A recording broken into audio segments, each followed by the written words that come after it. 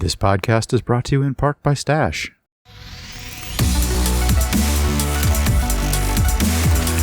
Hello and welcome to the PC Perspective Podcast. We are at episode 816. It's March 26, 2025. I'm Sebastian Peak. Jeremy Hellstrom. This is my NPR voice, and it is also Wednesday, March 26th, 2025, and I'm Josh Waldroth. Don't make me dig for the deep tones. This is my favorite firewall rule today, by the way. I'm Brett Van Spoonberg. And I'm Kent Burgess, and I have no firewall rules. He's an Every open port in a storm. He's an open port. No borders, no firewall rules. I'm open to everybody. Riddled with chlamydia. Oh, yeah. Okay. All right. So can we talk about Patreon? Go to patreon.com/PCPer and hear more of this quality content every week. Do we have That's a right. Patreon update or shout out, Brett? We do.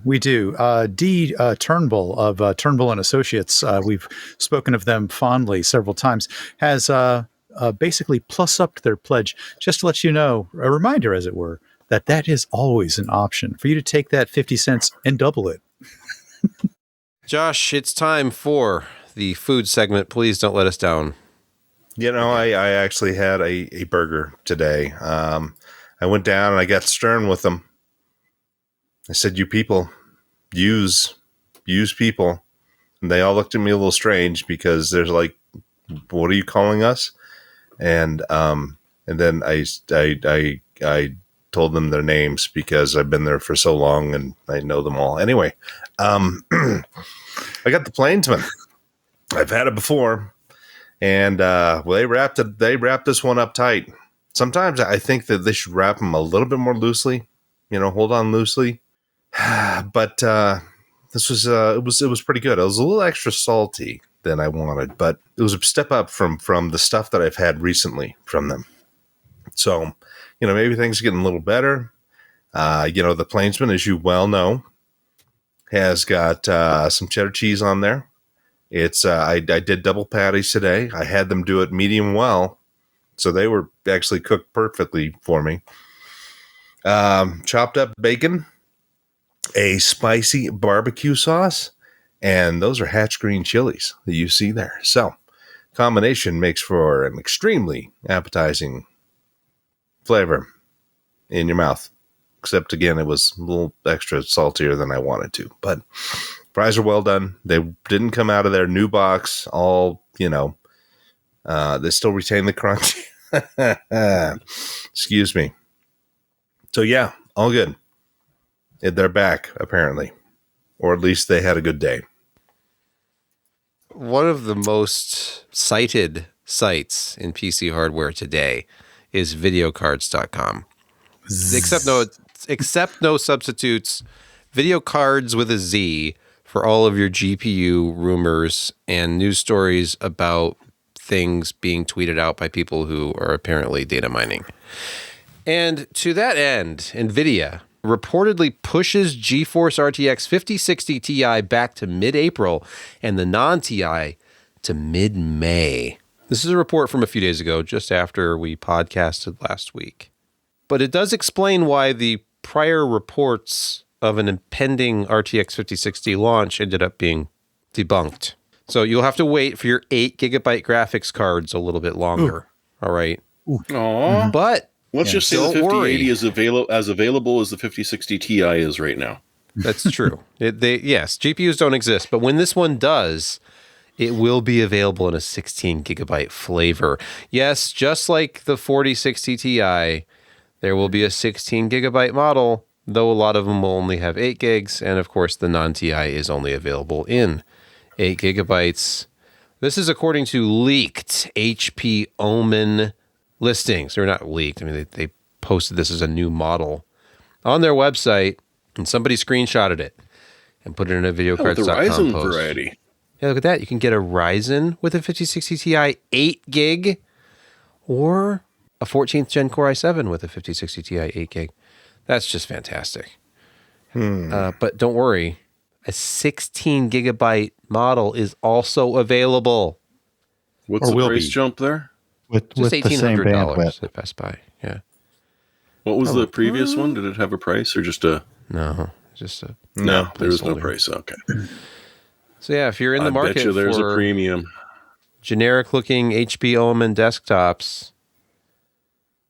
Did I read I tell a story along the lines that third parties are being strongly encouraged to actually offer cards at MSRP for the 60 series here from NVIDIA? Where'd you read that? Strongly encouraged. I don't remember. I thought I was reading a lot Somebody of trying to different stories. sound The internet. sympathetic to gamers. It was on the internet. Oh, we It was strongly encourage them not to rake in more profits than they ever thought It possible. has to be but true. they Then. politely I decline. think that was the gist of it. Please stop making as much money as we know that you could, and try and give these poor gamers a break.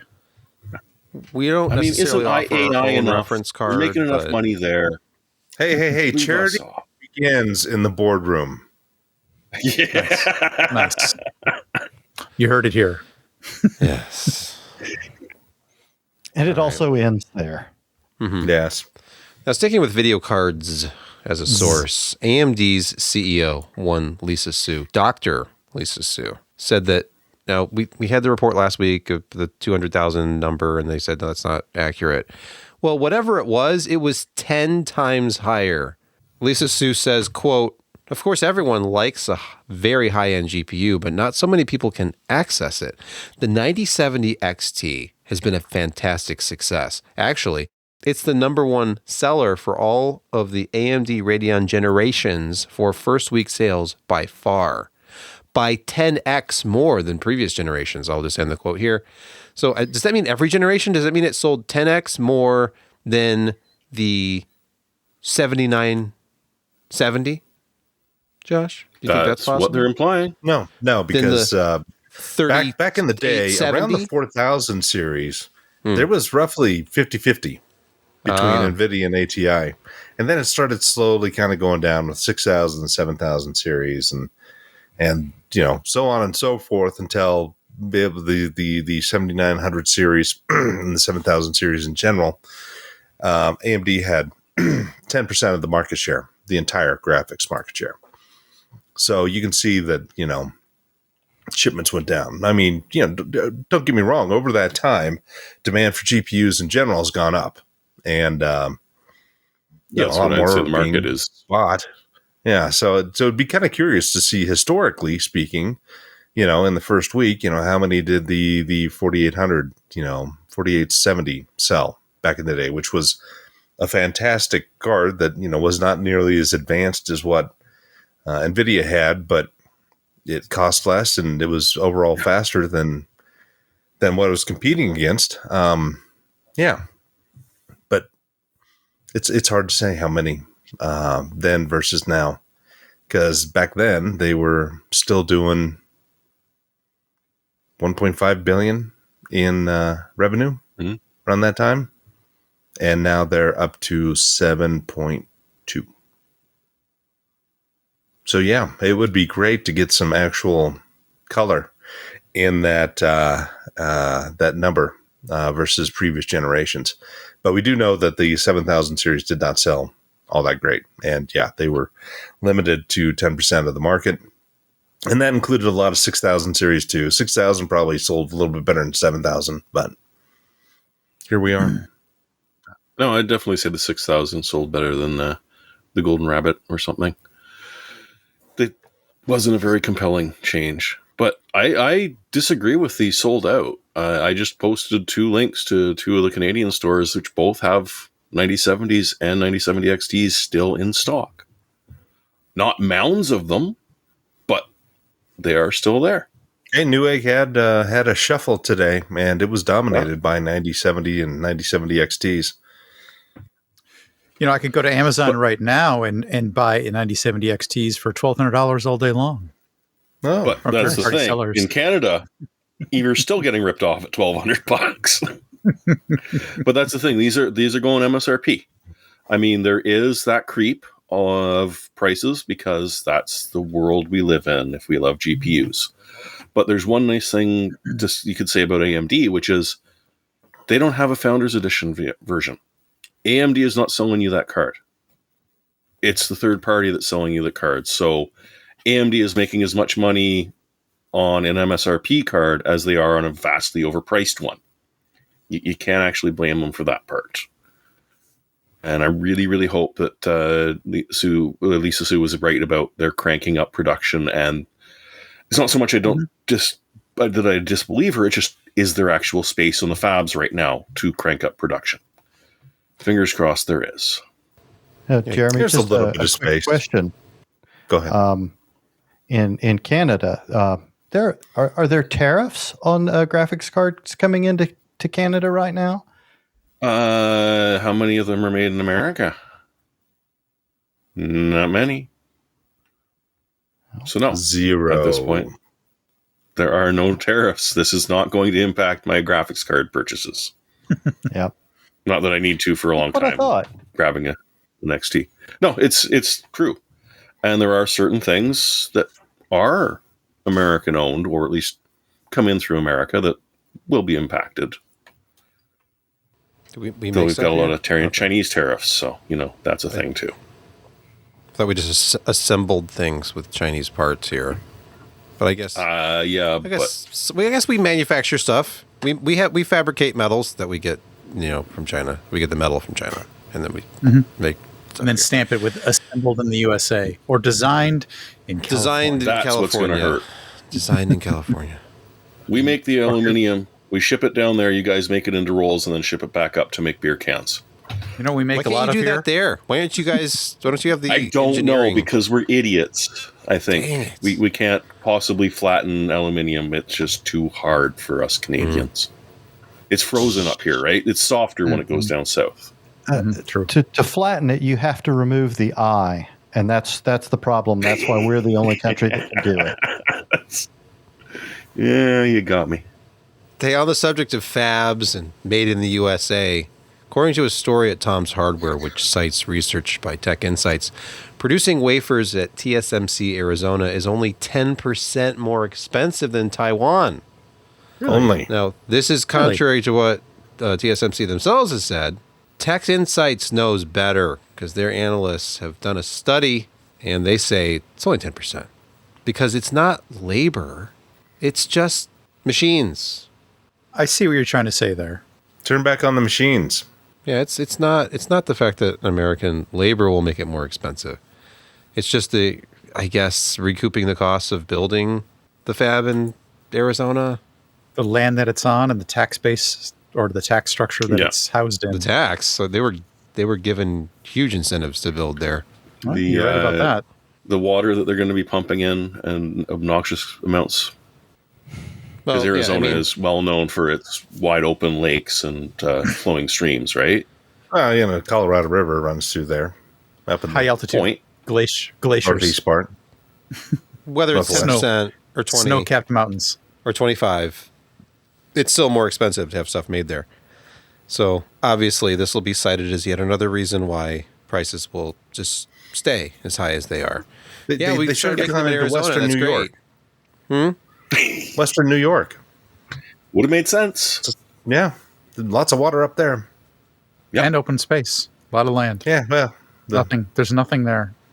I mean, the weather kind of sucks, and you have to live in New York, and they have, no taxes there. And you get to watch the leaves change color. All right, enough of these non-video card stories. Let's go back to the source of all news. Videocards.com has a story about Mindfactory, which has apparently resumed normal business operations after officially starting insolvency proceedings. So, yeah, they were going through some stuff, but they're back rough to patch. normal.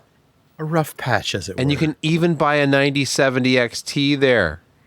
And don't worry, they accept PayPal. So if you're worried about your purchase going unfulfilled, you can use a service that offers a modicum of protection. They have a statement about it. I mean, You can it's read if you so security. choose. It's security theater to some extent, but Yeah. you can feel good about it. There's a law firm involved and self-administration procedure. This is the kind of stuff that is of It's interest basically to- please buy from us while we're still here. Yeah, please buy from us as we continue to go through our bankruptcy process. Yes. Don't worry. We will fulfill your order unless we don't, in which case PayPal You may or may not have your back. Yeah. Okay. PayPal will have your back. Yep. Maybe. There you go. Yeah. Al in the chat says, rumor is they found a new investor, but they had to delete their customer database, which is a sign of some bankruptcy procedures. That's weird. Moving on to a story from Bleeping Computer, which probably belongs in Insecurity Corner, No. but is here. It does not. Microsoft, it's Bleeping Computer. It's always bad. But no, Except Microsoft has fixed printing issues caused by that January Windows update. Oh, thank goodness. Which is, bad news. We thought we that Windows talked hated about printers. We talked about it last week. Exactly. You're right. They love printers. Yeah. Big mistake. So yeah, Please it install won't the be latest. chewing up all your ink and paper by printing out internet printing protocol all over the place. I think last week we talked about Windows 11, but this is actually a patch for 10 and 11. Yes. Oops. But this will fix it. They promise. Does the fix include Copilot? Of course. For anybody who accidentally deleted it? Not this particular fix. No, but not others. No. Will fix the lack of Copilot. Is that what you're asking? We fixed the glitch. Copilot's back. Windows 11 update breaks what is this? VEAM? VEEAM. You know, I think the real story here is on one hand, Microsoft gives. Here's your printer back. And the other it taketh away. And the other it taketh away with, you really needed to restore that data? I'm afraid not. No, you can no longer do so. So apparently this VEAM restore or this service is only used by about 500,000 Fortune 500 plus companies.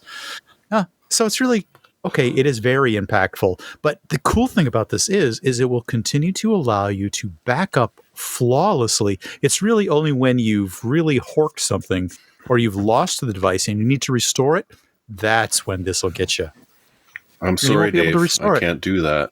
I'm sorry, we can't retrieve your data. The nice thing about this, though, is they've given you a workaround where why don't you take that very specialized backup for the device that just died and restore it to this other one that you haven't updated quite yet.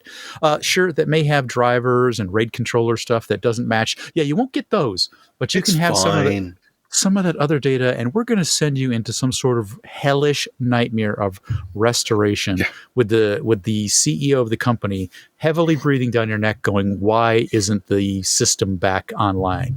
And the poor IT staff is going, we can't do it. We can't do it.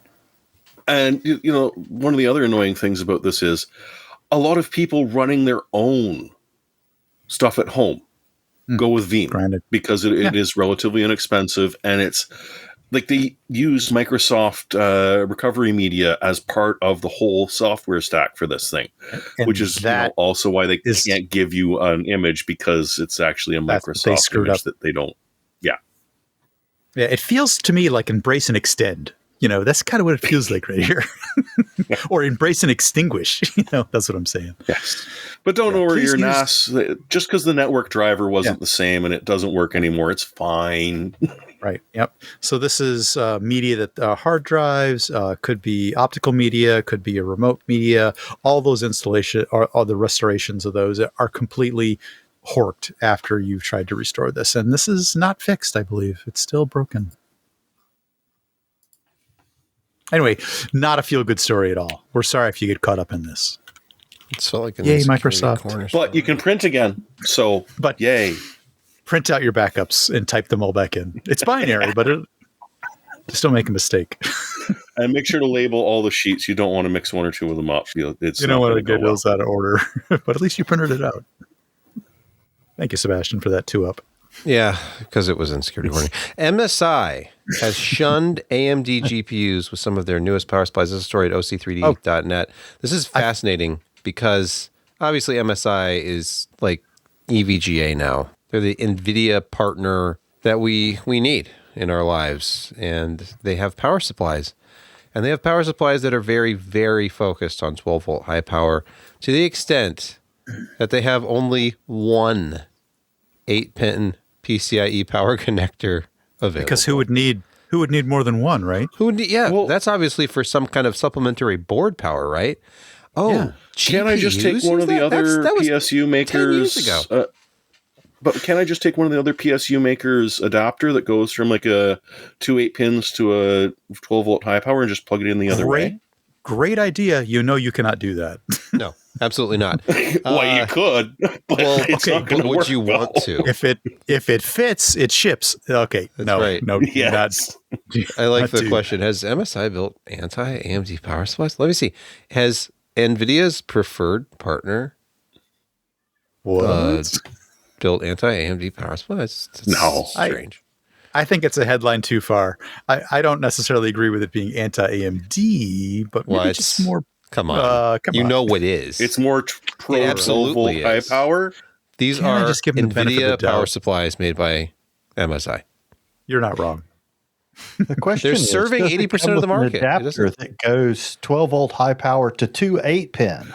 That's what That AMD was my fans idea. want. Imagine, They want imagine the an horror. adapter Yes. to adapt 12 volt high power. So there's something else in the path of the power going to their GPU that could burn up. Is this the way of the future? Are all No. the old Yep. things going away forever?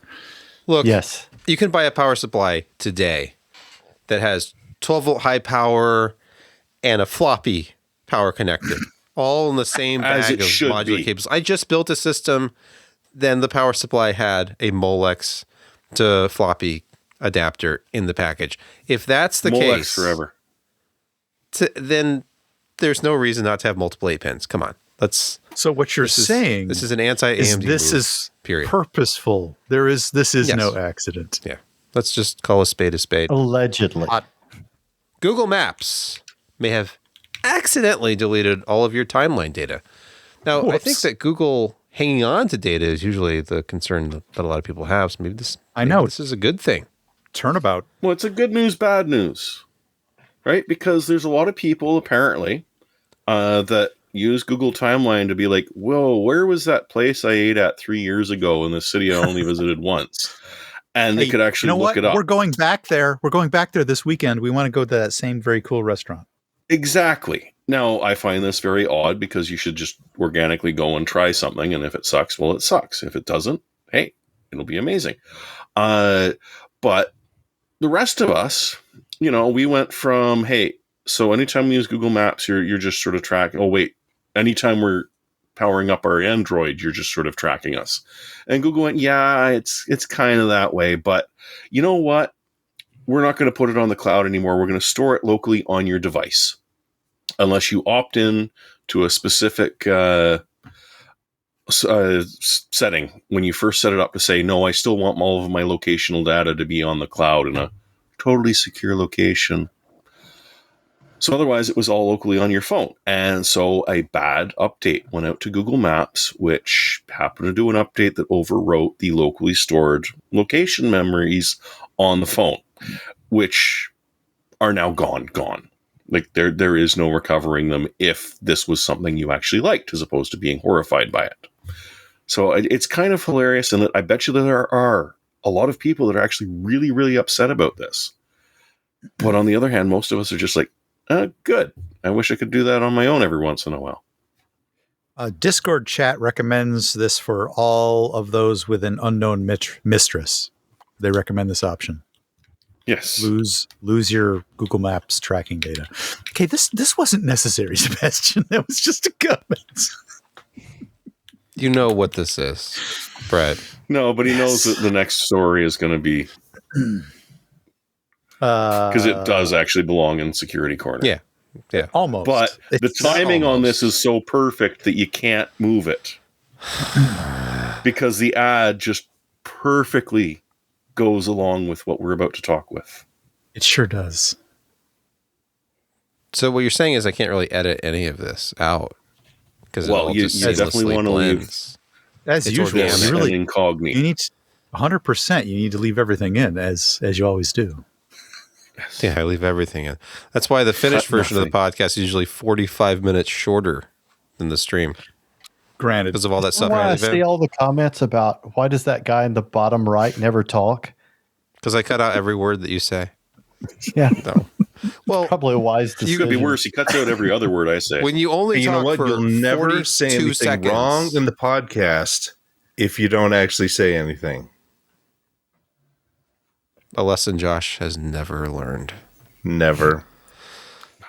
All right. That's why the AIs write about him and no one else. True story. That's what makes this the 15th best PC-centric podcast on the Yeah. planet. Yeah. After you bribed them so that we weren't How do you know 30th that? anymore. I never mentioned we looked that. up I never the told. I didn't tell records, and anyone you actually that. own I didn't that tell site. anyone that I sent them $43 and asked them to please move us up 15 Some spaces. of it was a half-spent gas card. Next story via the Wall Street Journal. 23andMe files for bankruptcy as the CEO has resigned and things are bad. And apparently they're looking to sell some of that genetic data. What do you mean Try to raise some some? cash. Or maybe all of it. yeah. So All. I guess it's a privacy concern for people. I don't know what the real issue is here, right? It's Ouch. just your entire Not only is it your genetic Genome? code, which is basically Yeah. you, it's all of your personal information around that as well. I mean, you submitted a tremendous amount of very personal, specific information about you to have your DNA analyzed. And then in turn, the system kind of spit back even more detailed information about you. So it is very sensitive. I would imagine for a number of people who are very worried about this sort of thing. But don't worry, they've written a response letter. Oh yeah, it's always good when there's an open letter to help explain their respect for the treatment of their customer data, how Yeah. it's remaining protected even though they're selling it, and Your that your access access to it is not remains. changed. You have a right to a copy of the data we're keeping. All about Unsaid. you. And we're selling. We're also going to keep a copy. So I'm guessing whenever people who used this service signed up for it, there was a whole bunch of boring text that they scrolled through to say, yeah, I agree. And it turns out that you were selling your DNA to them. Basically. Or they couldn't legally sell it unless they owned it, right? Now, hang on. Interesting sidebar. The CEO actually quit the company in order to bid on the remains of the company. This is kind of Yes. an interesting, bizarre sort of, I ran the company into the ground. I'd like to buy it at a discount now. Is that No, kind but of, she just that's wants my the read of it. assets. She doesn't want the company. She wants the assets, which are worth a significant amount of money Yes. to every insurance company on the planet as They're you try to likely to be apply and sold at a discount, clearly not at full price because the company's in dire straits. So they're likely all to be available at a fairly discounted rate. You know, cheap. we're not talking Elon Musk pays for X kind of thing, or Twitter as it were, at the time. No. So this is likely to be a much more economical deal for some very, very personal data for millions and millions of people. Be concerned, people, I think, even though they There'll say be a deal. It's like buy 40 chromosomes, get 6 free. there's no way out of this. There's no way out of this. No. This is just goes against, I feel this is tangential again to we're renting our content and not paying for it. It's like stop selling yourself. No, they paid for the privilege of Stop giving selling yourself. their personal data away to a company that's totally like wink, wink. Oh yeah, no, we're going to be around forever, and it's definitely going to be secure, and we totally won't be selling it to everyone. But I feel like it's the same thing for any company that goes out of business where you're renting content from. Like, oh, I have my Spotify. I've downloaded the songs. They can never take them away from you. Oh yeah, wait till the DRM server's gone. It's just one of the Don't listen to this, Gabe. Stop thinking that your private personal data or the things that you buy aren't in jeopardy. When a company is involved like this, it's not going to work out eventually. Seems like a great deal until it isn't. Let's pause here for a word from this week's podcast sponsor.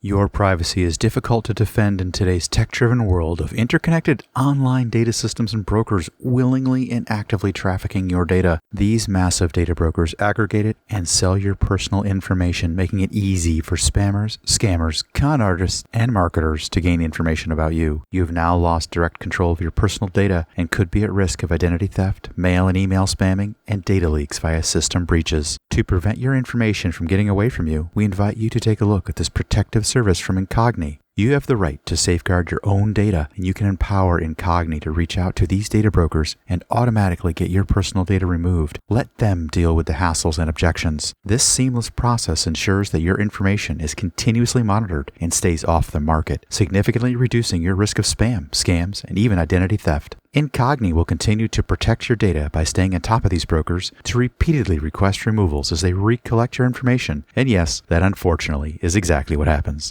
Get control of your data privacy and visit Incogni.com. Sign up and enjoy a 30-day money-back guarantee to ensure you're completely satisfied with our service. Take your personal data back with Incogni. Use code PCPerspective and get 60% off an annual plan at Incogni.com/PCPerspective. That's Incogni.com/PCPerspective. Use code PCPerspective. Welcome to Insecurity Corner, your weekly reason to drink. Our first story in the official Insecurity Corner portion of our podcast comes via Bleeping Computer, where two of our other stories have already come from. New Van Helsing ransomware targets Windows and ARM ESXi systems. Yeah. Jeremy, hit it No, up. you started, Brett. No, Okay. no. Yeah, no, this is sort of a shotgun in that it targets just about everything on the market. And it is our favorite new service on the internet. It is ransomware as a service, because it's not so much that you have to write your own code and deal with infecting machines. No, they will do this for you. And you're allowed to keep 80% of the ransom payments. They are only going to take a small 20% cut to do this infection. So you're just essentially asking someone to take over someone's network and encrypt all of their stuff. I believe that this one doesn't really bother if it's over a gig, but if it's under a gig, it happily does a really nasty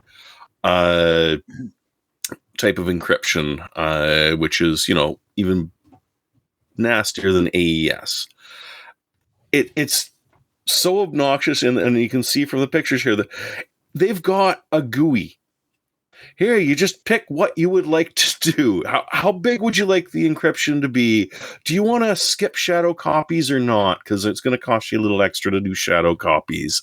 Do you want to pay? Tune your ransomware as the purchaser of like, I would like to victimize, these individuals. Okay, I'm willing to pay this, and this is how I want to take advantage of them and profit. It's kind of like the step 1, 2, 3, and then you sort of collect money from. It's a ransomware brokerage as a service.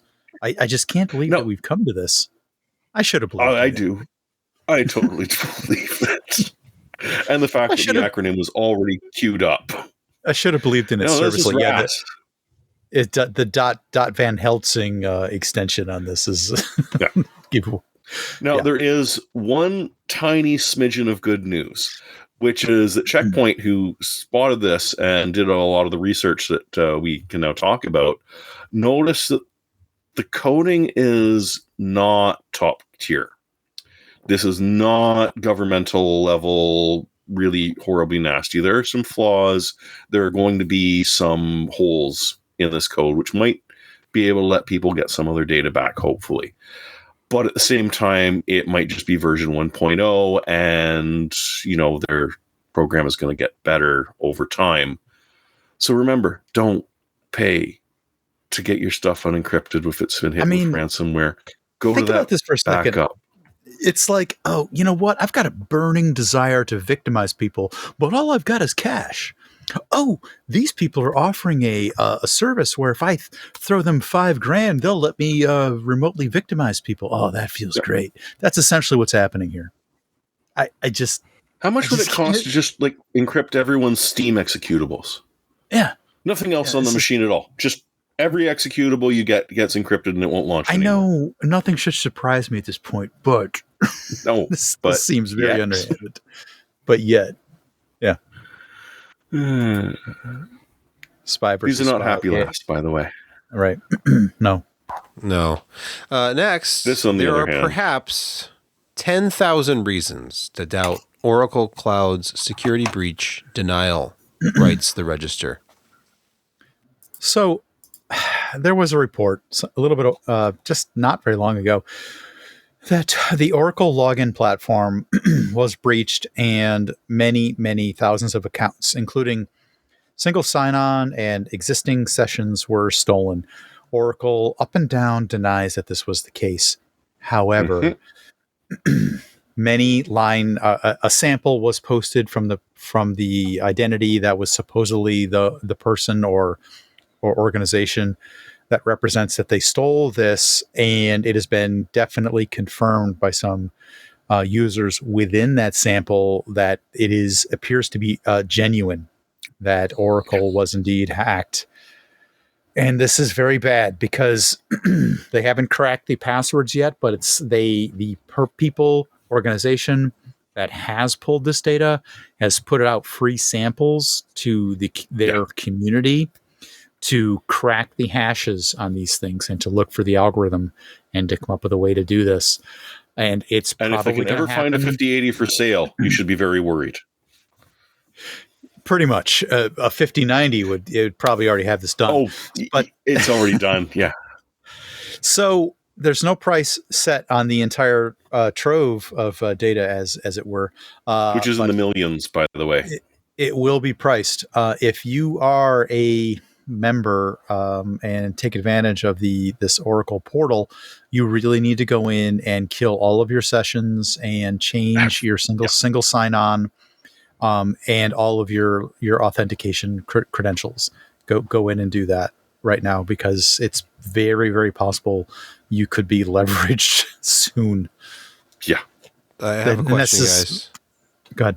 Will this affect Larry Elson's vast wealth in any way if it ends up being legit? I mean, maybe a no. smidgen, but probably not even. Will he notice? No. Will he have to sell an island? He'll be who knows? No, safe. maybe a palm tree. I mean, this includes keys, credentials, LDAP, encrypted logins. It's a trove of everything it is to get to access your database. What are you talking about? There has been no breach at Oracle.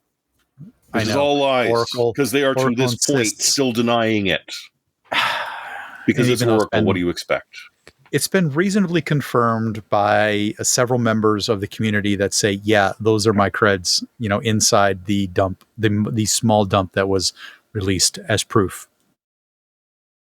Via Bleeping Computer, browser in the browser attacks target CS2 players' Steam accounts. Oh no, not browser in browser. I know that doesn't make a lot of sense, but basically it's pop-ups that don't click on that. What? But it's software updater is trying to protect me. This is part me later. It's fine. Browser in a browser attack. It's not just Counter-Strike 2. This sort of attack surface has been out there since 2022 or so, when when the toolkit came out for doing this sort of thing. What it basically is it, and here's an example, a visual example of with Facebook, where there's like a phishing example. If you click on this, you'll see them side by side, where it's a phishing example and the real example, and it is visually indistinguishable. They're like pop-ups when you're viewing a website and you're getting in maybe a YouTube, like, hey, click here to become part of our, XYZ, or to claim something. And you get a pop-up that says, hey, enter your credentials for system where you can claim this thing. Steam is obviously a target here. So, hey, if you want this new skin, or if you want these tools, or you want these weapons, or whatever it happens to be, just log into your Steam account right now, click through our system, and then we'll attach these add-ons to your account.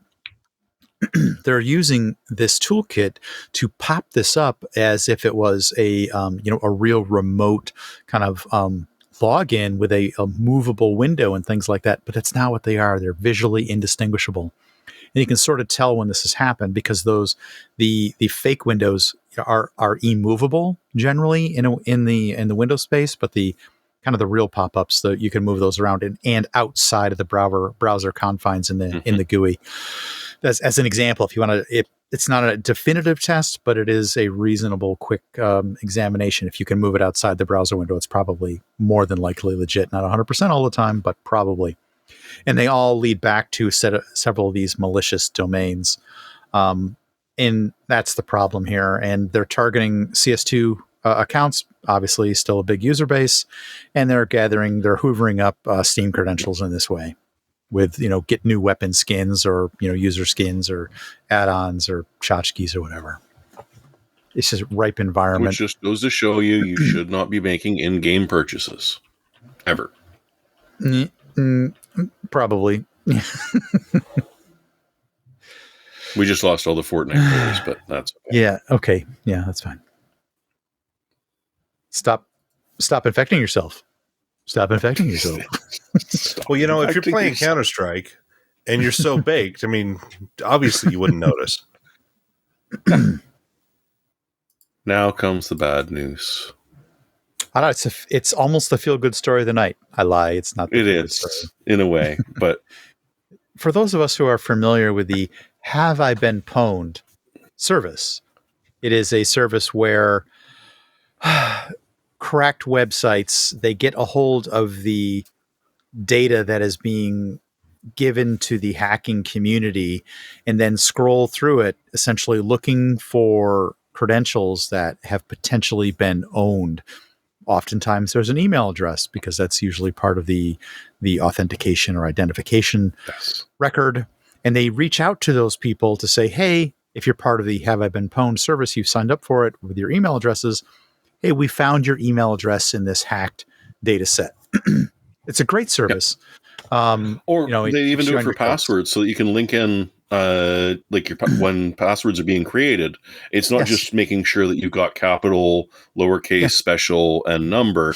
It will actually there's a way password managers. To Have I Been Pwned to say, hey, no, this one has been leaked so many bloody times. Do not ever use that password again. Yeah. So they're very on the up and up and very, very handy and absolute 100% proof that everyone can fall for a little hack. Everyone, including Troy Hunt, who is the creator of Have I Been Pwned, fell for a phishing attack. I mean, ouch. That's a hurt. Yes. Right there. So when you say to yourself, oh no, I will never fall for it. Yes. Yeah, you probably will. Yes, you can. Do everything you can not to, but it can happen to anyone. Mm-hmm. So and while it is not just a feel-good story, thing, he's jet lagged. And it was his own personal blog, thankfully, as opposed to Have I Been Pwned. They have a little more protection there, but still, it's just data from the Have I Been Pwned. Tiny little slip, and that's all she does. Boom. Yeah, you're done. Let's pause here for a word from another podcast sponsor. Are you still putting off saving and investing because you'll get to it someday? Stash turns someday into today. Stash isn't just an investing app. It's a registered investment advisor that combines automated investing with dependable financial strategies to help you reach your goals faster. They'll provide you with personalized advice on what to invest in based on your goals. Or if you want to just sit back and watch your money go to work, you can opt into their award-winning, expert-managed portfolio that picks stocks for you. Stash has helped millions of Americans reach their financial goals and starts at just $3 per month. Don't let your savings sit around. Make it work harder for you. Go to get.stash.com/PCPer and see how you can receive $25 towards your first stock purchase and to view important disclosures. That's get.stash.com/PCPer. Paid non-client endorsement, not representative of all clients and not a guarantee. Investment advisory services offered by Stash Investments LLC, an SEC-registered investment advisor. Investing involves risk and investments may lose value. Offer is subject to T&Cs. It's Gaming Quick Hits. The Witcher 4 is not coming soon. 2027 at the earliest, Ouch. according to an earnings call from CD Projekt Red. Who is still a company, by the way. Yeah, I think they made a game about cyberpunk. Yeah. Yeah, they did. That was the last one that they did. And I don't know if you recall, but some people made fun of it when it came out about having a lot of bugs.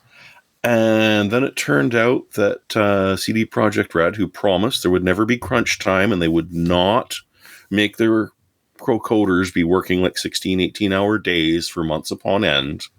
And that sort of turned out to be a lie. And so it seems they might have actually learned a bit of a lesson here. There was someone who sat in on the earnings call. Thank you for that, because I can't imagine it was very exciting at all. But a little tidbit came out of it, which was essentially someone asking about, new upcoming benefits from incentive programs. And essentially they quote said, the game will not be launched within the time frame of the first target for the incentive program, which ends December 31st, 2026. So that guarantees 2027 is the absolute earliest you're going to be seeing The Witcher 4. So stop holding your breath. It's not going to happen anytime soon. But there are possible benefits to this in that they're not going to do the horrific things they did to their coders to push out Cyberpunk 2077. And, maybe it'll actually work when it launches. That would be entertaining. The other nice thing is that they promise they will not use any generative AI in any of the characters you're going to encounter or any of the dialogue. So we'll see if that also remains true. But that just sounds inefficient because everyone knows that streamlining business operations involves leveraging AI. And the blockchain. And letting go of people because you're a game studio. Mm-hmm. Yeah. Did they ever say how many copies of Cyber 2077 they ever sold? Can't tell me. I could Google it, but I don't know. Boatload. Yeah. Well, yeah, it was a lot. More than 2. I have a copy, and I still have never done anything more than benchmark it. Oh, I'm playing it again for the first time. Well, No, not really. you're playing it again for the first time. Well, now it's got ray tracing. It didn't have ray tracing before. Yeah, okay. And it has path tracing too. If you like and cinematic frame rates in the 24 FPS range, you'll love full path tracing. System Shock 2 Remaster has a release date now, but this article cautions you not to expect a revolutionary upgrade. If you could... Go ahead. Sorry. I was going to say, if it plays on modern systems and it looks okay, then does it need to be reinvented? Well, they are redoing the graphics, but if you could hold your breath until, the end of June, you'd probably make it, as opposed to holding your breath for Witcher, which you won't. But yeah, you'd be close. So Night Dive was doing a remaster of System Shock 2. They called it the Enhanced Edition. And just like I advise, and I think we've advised on this podcast several times, don't put your money down for pre-release. I definitely put some money down on this pre-release because I'm a System Shock fan. What can I say? So I think I've got a place in line for this when it eventually comes up, but they've renamed it to keep up with the times. And because they redid System Shock, that took them a period of time, they've kind of pushed this back. So now they're calling it the 25th anniversary edition of System Shock 2. The graphics are mildly updated. Gameplay's better. The voice acting is spot on. I suggest everybody go check out the reveal trailer for some of the voice acting in there. It is as creepy as ever, as we all remember Shodan and company.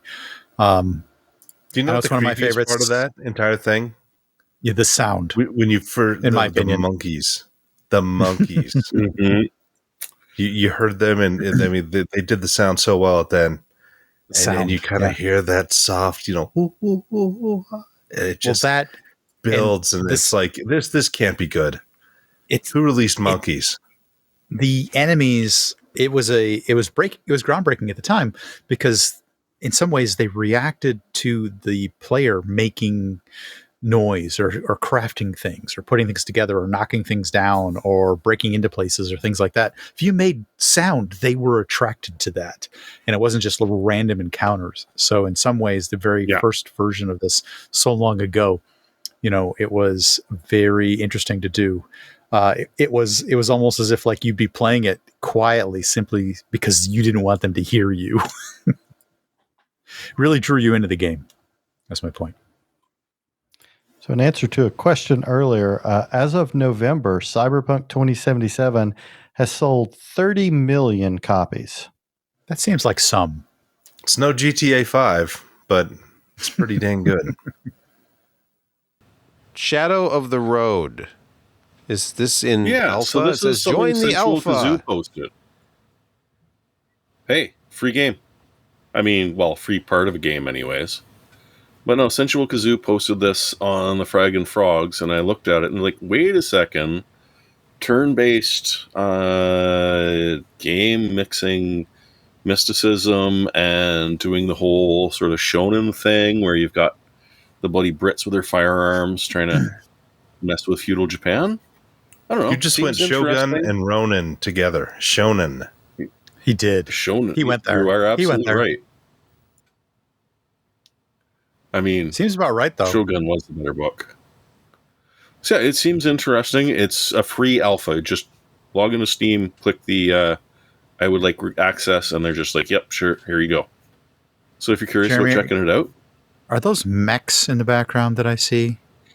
I'm not sure. I just found out about this before the podcast, so I clicked on it, and it's like they immediately said, no, you're accepted to the open.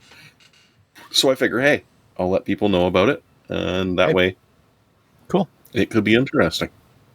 Every time Jeremy and I talk, it isn't necessary to do this. Well, too bad I have total control over the video. So suck it, Trebek. And now it's time for our feature presentation. Josh, tell us about the Thrustmaster T818. Well, this is the second review I've had this month. So obviously go out and buy lottery tickets or something, because it just doesn't happen. It's like a blue moon. But here I am writing about the Thrustmaster T818 direct drive wheelbase. So this was released 2 years ago. It was a bit of a shock. Well, I mean, maybe not so much of a shock, but everybody's been in the sim industry has been waiting for Thrustmaster to have a direct drive. Now, a little introduction on direct drives. It is just a big electric motor that is attached directly to a shaft that gets to the wheel. Now, previously, in a lot of other racing kit, it was a electric motor attached to gears and then a pulley. And then it gets attached to the shaft that turns the wheel that you have in your hands. And those pulley systems have been around forever. Usually were lower strength. Sometimes there was, some drive lash, and the inputs were not as crisp.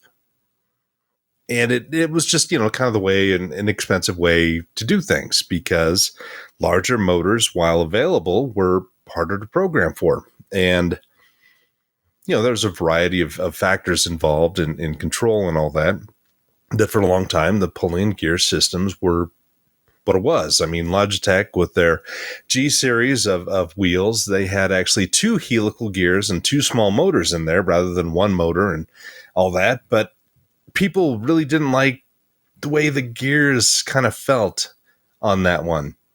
And so a decade ago, somebody had a bright idea of getting a bigger power supply, getting a bigger electric motor, and doing a direct drive. And these were initially thousands of dollars way back in the day. They were kind of esoteric in getting them to work with other driving simulations, and feedback was not always supported well in those things. But really hardcore racers felt these for the first time in supported applications, and they thought, this is worlds different than the previous options that I had, and it became something that people wanted to get. Fanatec then started to explore direct drive options. Others like Ace Tech, who used to do cooling, got into sim racing because their founder was really into racing in general, and so thought it would be cool. And finally, Logitech and Thrustmaster, within weeks of each other, announced that they would have a direct drive option. And so the T818 is Thrustmaster's first direct drive option. And it is a reasonable 10 Newton meters of force. Typically like, the G29 from Logitech, it was maybe 2.5 Newton meters. And it could still, kind of whip that rim around a bit and maybe not break your grip on it, but you could feel it. Higher end stuff got into the 5 to 6 to 7 Newton meter range. But with direct drive, they could really, really ramp that up. So Acetech has a unit that is like 25 Newton meters. And that is enough that if you were in a major accident in your game and the wheel whips out of your hands, it can cause injury. They have warnings with these that this is not for somebody who is, you could break a wrist, you could break a thumb. And this one is a 10 Newton meter, so it's not nearly as dangerous as 25. But once I did have my thumb a little out of place and I hit a corner bad and it whipped that gear and it nearly sprained my thumb. So 10 Newton meters is no joke. And how they are rating this is a constant that you play a game for 60 minutes. It's going to be a constant 10 Newton meters. Other previous ones and other current ones that if you're playing for longer periods of time, just like with GPUs, when the temperature goes up, it starts to throttle the electric motor. And so you'll get less and less force. This is 10 flat all the time. And many think that at peak, it's hitting 12 to 13 Newton meters. So it's a significant amount of force that you're dealing with. They have a whole ecosystem of rims and, some pedal things. And so all of those fit into here. If you were to buy everything from scratch, you'd really need to look at each manufacturer, their warranties, their quality, and the entire ecosystem, what they have in terms of pedals, rims, all of that. But if you're already kind of tied into the Thrustmaster system, this is a really nice upgrade from everything previously that they had. The inputs are amazing. It just feels crisp. It's really powerful. When you hit a rock or something in WRC 24, you feel it. The wheel jerks around a lot. They even have a stop button on the side of the thing that if it gets too out of control, you can hit that and it'll totally stop all of the force feedback feeling, and you'll just be able to steer regular without any kind of force. But it's a fairly extreme piece of kit, and it costs around $700. Initially, I think when it was released, it was about $599 to $650. But since then, prices have gone up in the last 2 years. I bought this 2 years ago, and my initial experience with it was not great.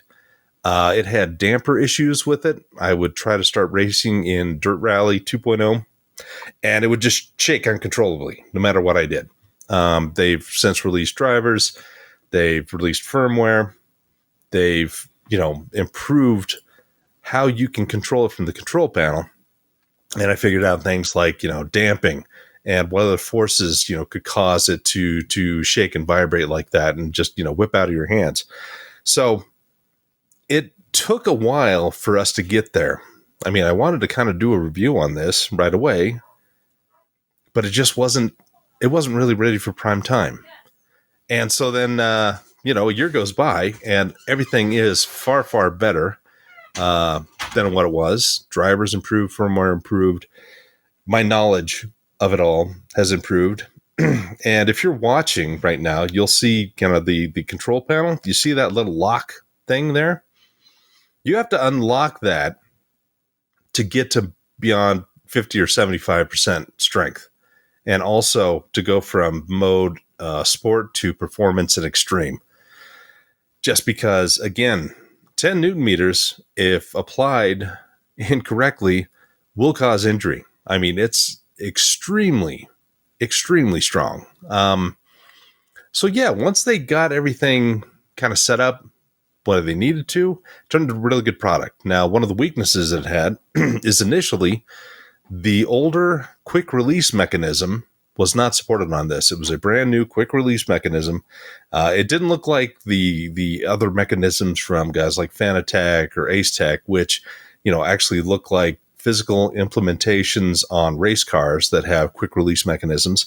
It's a kind of hard nylon based plastic hub with aluminum parts in there to lock it all down. And you'd think it would be kind of flexible, and it's not. The base unit itself with a rim that has a native adapter to that is really stiff. Now, the problem is if you've got an older wheel, they initially only offered this with the original quick release adapter. And if you scroll down, you'll see what it looks like. It adds about 3 inches to the length. Keep going. It's one of the wheel. Yeah, that's it taken apart, but I have a picture of it on the actual wheel. Yeah. So there you have it. It adds about 3 inches to the length. And not only that, but it adds a lot of flex to your wheel. So recently, Thrustmaster has improved that by giving you the option of buying another adapter for around $45 that replaces the first quick release mechanism, and I don't have one of these yet, with a native looking one. And it's a huge improvement. So you get kind of, native performance in terms of being able to the biggest thing is moving like this. It's really, really bad when you're going through it. And is the replacement, does it have a lot of metal to it, or how do they? It's still a lot of really thick plastic. And there are metal posts in the new one, because you got to screw in and mount it to the wheel itself. So there are options out there if you ended up getting this. If you have a bunch of previous wheels, rims from Thrustmaster, this is an option instead of this kind of clunky, cruddy, biggish, long adapter. So after 2 years, I finally, sat down and wrote up everything. It's been a long road for this, obviously. I paid for it myself. Thrustmaster did not send me this. And I wanted to try it out for myself. I had a huge amount of products from Thrustmaster and wanted to see what the direct drive world was like. My son's girlfriend plugged in a warm, an electric blanket in the same outlet that my TSPC was plugged into. And there was a giant snap, boom, bang. And the TSPC was no more. Made me sad. That finish it? It was done? That was it? It was done. So I ended up buying the T818 because it was brand new. It was finally available. And initially I was really disappointed. But then they started to fix things and it got better and better and better. Now it's a fantastic product. If you've never tried driving in a direct drive, go to Micro Center. They have some units there that you can test out. They have sitting around there in racing sims. So give that a go. If you like Thrustmaster, if you think that their products look pretty good, then this is a good one. The design is either love it or hate it. The one thing that was a little annoying about it is if you get the base itself and try to screw it onto a cockpit or a wheel stand, the screw patterns don't match up anything that's out there. You actually have to buy a separate base plate for about $35 to screw onto the base, and then you screw that thing together to a cockpit or wheel stand, and then it fits like it's supposed to. It's just a little extra nickel and diming you. But at the same time is they've got a really good desk stand that you can buy that then fits to the same hub. 6.1, half a dozen other. It's not perfect, but it does allow some flexibility. And apparently the desk clamp option is super stable for it. And it better be, because at 10 Newton meters, if you've got that on your desk and it's really going back and forth, your desk is moving. I mean, it's shaking. Your monitor is all over the place. So anyway, I gave this the silver award. I think that for the price, it's a good product. It's got a good ecosystem. And they are constantly adding new products. Like they have a new hyper wheel that looks to be pretty robust.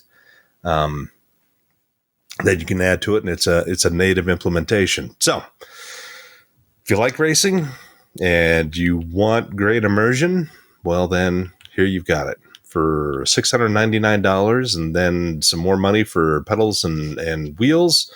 You could have a really, really great setup.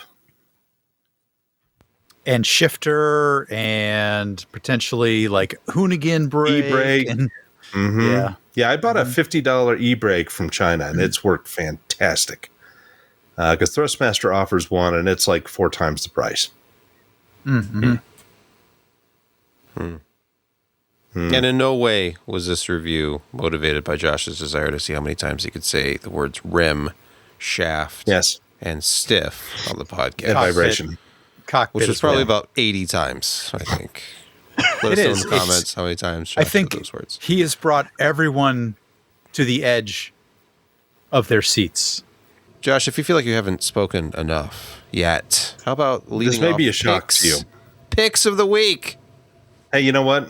If you like racing, go get this base. If you have a Thrustmaster ecosystem, if you like what they sell, this is a fantastic thing. Really, the experience, the strength, the accuracy, just the crispness of this versus previous pulley and geared systems, it's outstanding.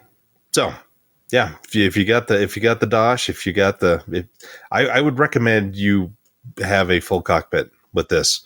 I mean, you can get away with a wheel stand, you can get away with a desk mount, but you may want to turn down the power a little bit. Anyway, yeah, $699. It's not inexpensive, but hey, you know what?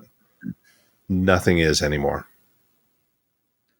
I feel like, Josh, at those prices, racing would have to be my game jam, and that would be like it.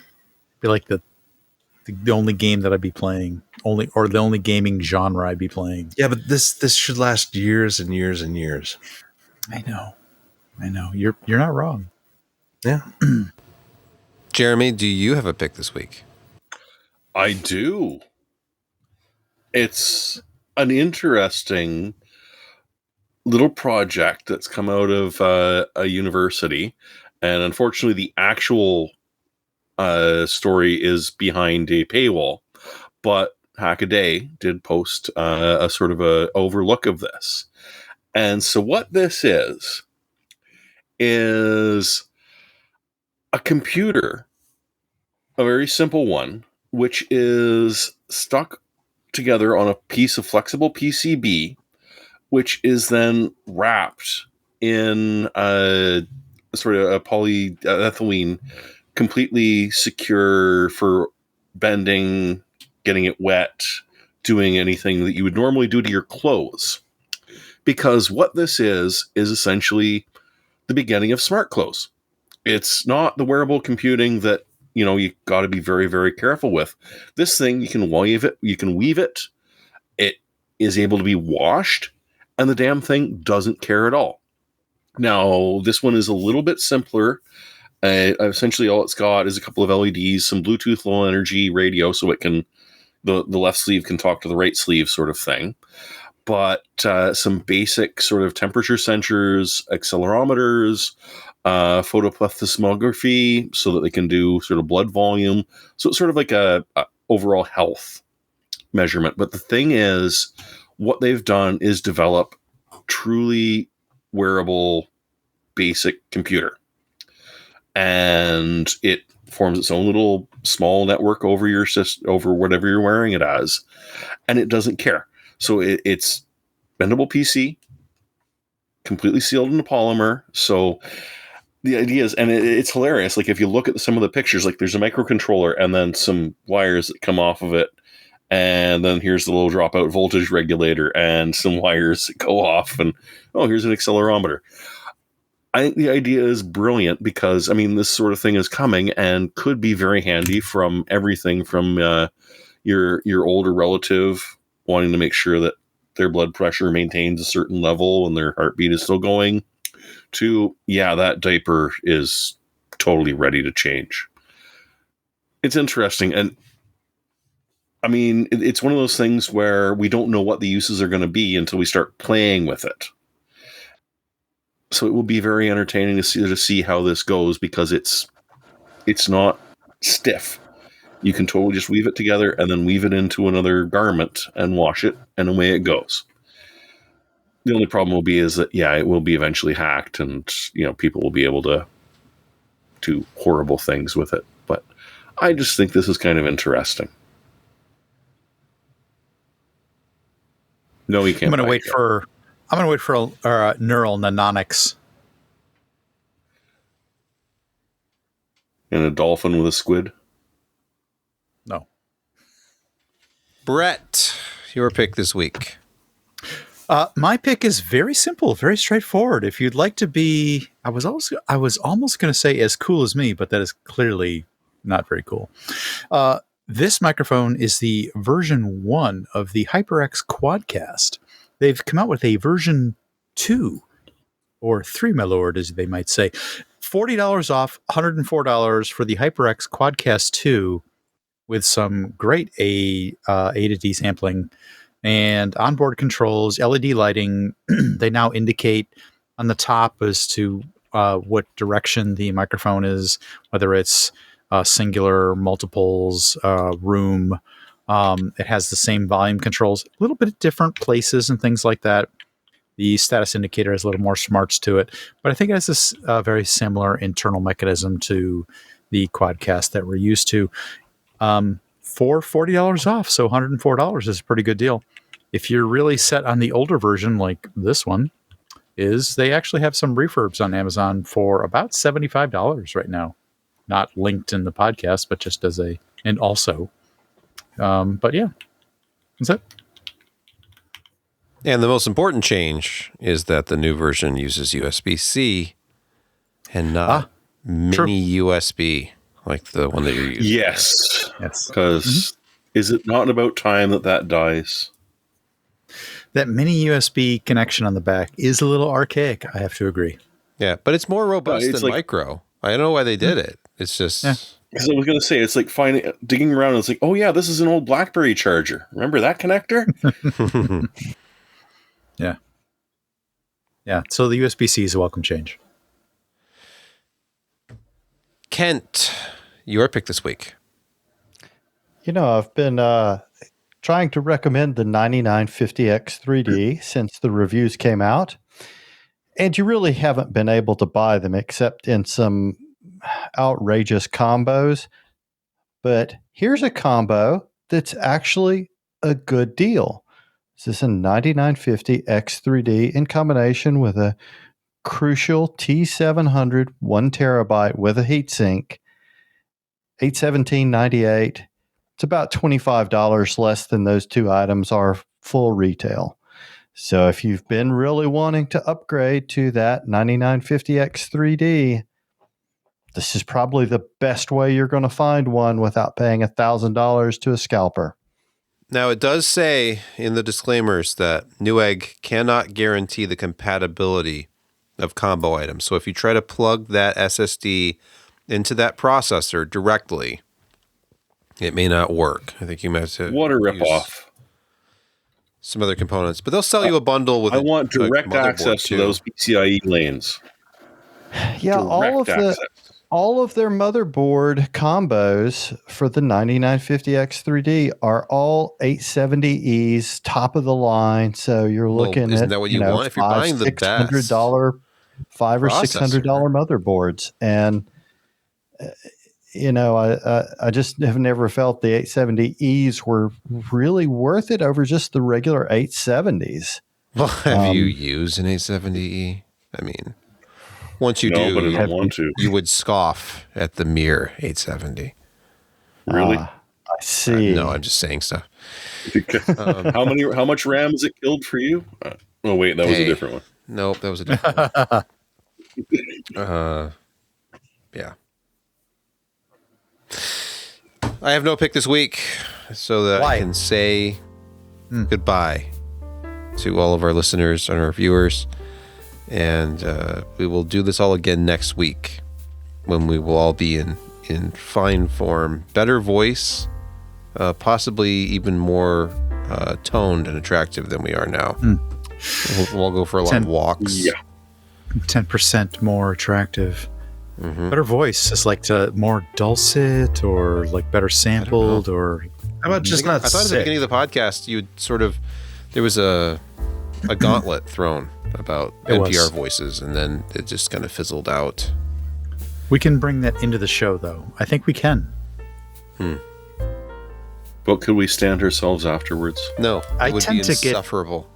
I tend to get more of an NPR voice when I get like a cold or something. It's like, whoa, it gets really voice. Yeah. Yes. My Appalachian accent really doesn't lend itself to the NPR voice very well. I think it does. I think it does very, very Oh, I well. think it really would. I think it adds some flavor that NPR would add. I think that you sound regional, and that makes it interesting. And you can introduce some It makes it mountain music.